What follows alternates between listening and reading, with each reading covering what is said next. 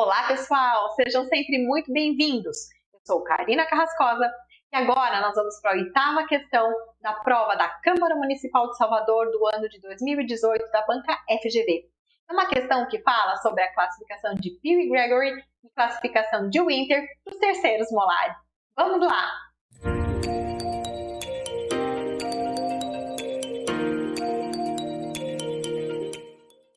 Pessoal, o que dizia essa questão? Um paciente de 20 anos comparece ao consultório odontológico para uma consulta de revisão. O paciente não apresenta queixas específicas, porém, o exame da radiografia panorâmica evidenciou que os 4 terceiros molares apresentavam-se inclusos. Considerando a necessidade de exodontia do elemento 48, o cirurgião dentista pode avaliar, com base em achados clínicos e radiográficos, o grau de dificuldade para a exodontia desse elemento. Sendo assim, é importante observar: alternativa A, a angulação do terceiro molar inferior em relação ao longo eixo do segundo molar.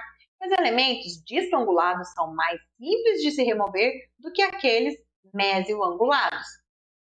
B, se o diâmetro mesiodistal do molar inferior encontra-se à frente da borda anterior do ramo mandibular, pois nesse caso existe pouca dificuldade para a sua remoção. Alternativa C, a idade do paciente, pois em pacientes jovens, abaixo dos 35 anos, o osso é bastante denso e dificulta muito a luxação do elemento a ser removido. A D, o tamanho da coroa, pois quanto menor, maior quantidade de tecido ósseo deve ser removido para possibilitar o apoio necessário para a exodontia. E a alternativa E, se a superfície oclusal do terceiro molar encontra-se abaixo da linha cervical do segundo molar, pois nesse caso existe pouca dificuldade para a sua remoção. Meus queridos, aproveita este momento, deixa o seu like, se inscreve no canal caso você não seja inscrito, para que eu possa continuar esse trabalho com vocês. E vamos descomplicar essa questão. Quando a gente lê essa questão, a gente lembra das classificações dos terceiros molares, especificamente da classificação de Winter e da classificação de Pew e Gregory. Essas classificações, elas não caem em concurso público, elas despencam, elas chovem em concurso público. Então, tem que saber. Vamos lá. Quando a gente fala de classificação de Winter para mandíbula, porque a gente tem classificação de Winter para mandíbula e para maxila, e a gente tem classificação de Pew e Gregory para mandíbula e para maxila. Então, quando a gente fala da classificação de Winter para mandíbula, a gente vai avaliar o posicionamento do terceiro molar inferior em relação ao longo eixo fisiológico do segundo molar inferior. Então, quais são as possibilidades que a gente tem? Esse dente pode estar numa posição vertical, 2, mesioangular, 3, distoangular, 4, horizontal, 5, vestíbulo angular, 6, língua angular ou 7, invertido. A literatura vai falar para a gente que a posição de maior dificuldade para a exodontia é o distoangular na mandíbula. Quando a gente fala de classificação de Winter para maxila, a gente vai avaliar o posicionamento do terceiro molar superior em relação ao longo eixo fisiológico do segundo molar superior. E aí a gente tem a posição vertical, a posição mesioangular e a posição distoangular. A literatura vai falar pra gente que na maxila a pior posição para fazer uma exodontia é a mesioangular. Pessoal, isso cai muito em concurso, então como que eu memorizo? Mandíbula tem a letra D, então na mandíbula o mais difícil é o distoangular. Na maxila é o contrário, é o mesioangular, ok? A classificação de Pew e Gregory para a mandíbula vai avaliar a posição do terceiro molar inferior na horizontal e na vertical. Na horizontal, a gente chama de classe. Na vertical, a gente chama de posição. Então, na horizontal, a gente tem classe 1, quando esse terceiro molar inferior está antes do ramo.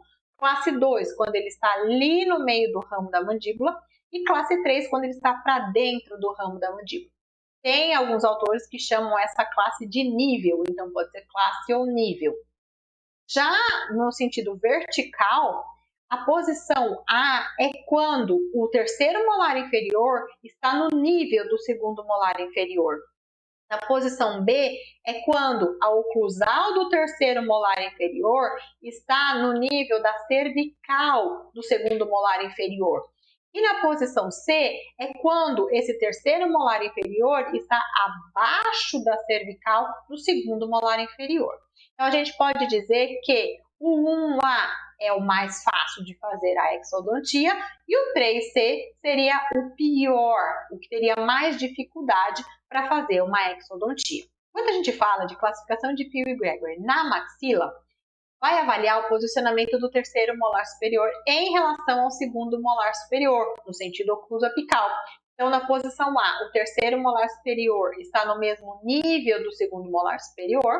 Na posição B, a oclusal do terceiro molar superior está acima da oclusal do segundo molar superior.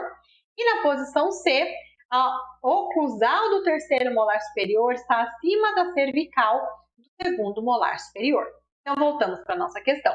Aqui ele fala do elemento 48, ele quer avaliar o grau de dificuldade para a exodontia desse elemento. Então, a gente está falando de mandíbula. E o que é importante observar? O que diz na letra E? É importante observar se a superfície oclusal do terceiro molar encontra-se abaixo da linha cervical do segundo molar, pois nesse caso existe pouca dificuldade para sua remoção.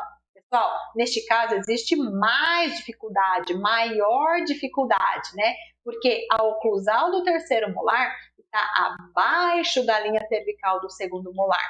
Então, essa alternativa está incorreta. Alternativa D. O tamanho da coroa, pois quanto menor, maior quantidade de tecido ósseo deve ser removido para possibilitar o apoio necessário para a exodontia.